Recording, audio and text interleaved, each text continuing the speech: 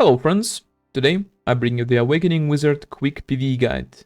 We'll cover most of the information here, since it's very similar to Witch in terms of how buffs debuffs work, so this part is also applicable to Witch as well. First things first, speed spell.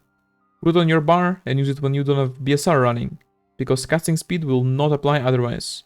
With ebuff, however, the situation is a little bit different, since ebuff's casting speed portion gets overwritten by speed spell.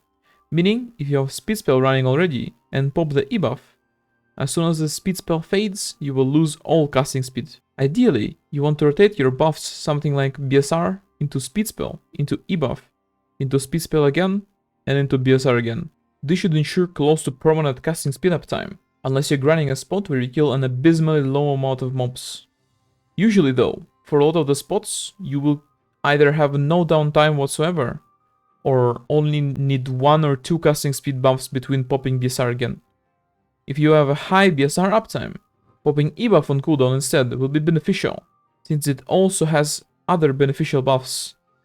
Now that we're done with the buffs, let's talk about debuffs, namely Red Orb. If you're grinding any Dekia spot, except for Addons, avoid using it at all costs. It has been written in patch notes a few times already that bugs with it has been fixed. But in reality, spots like Dekia Thornwood and Dekia Ash Forest still bug out, no spawning decays in Thornwood and pausing the wave spawns in Ash. Anyways, for our magic DP debuff, we have multiple spells. They do not stack and just override each other, so there is no need to use Red Orb at all, unless you want to abuse the mob cap with it. Hellfire and Lava Field also have a magic DP reduction. Sadly, Wish and Wizard do not have a normal DP Shredon skill, except for the add-on one. For your Awakening summon, it usually doesn't matter, so you can use the one that you prefer. For me it's Marg, since he's chunky and very cute, just like cats. For Rabams or skill enhancements, this is what I picked. And these are the add-ons.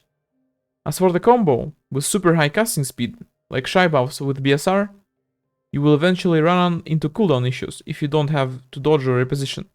But for the most part, it will be fine. Here's the combo. If you have a lower casting speed and less FPS, you can drop Rabam into Magnus, as well as Water Spear and Aqua Bomb. But for me, to not run out of spells instantly, those were needed. I also put Lightning Spear as optional every 2 rotations.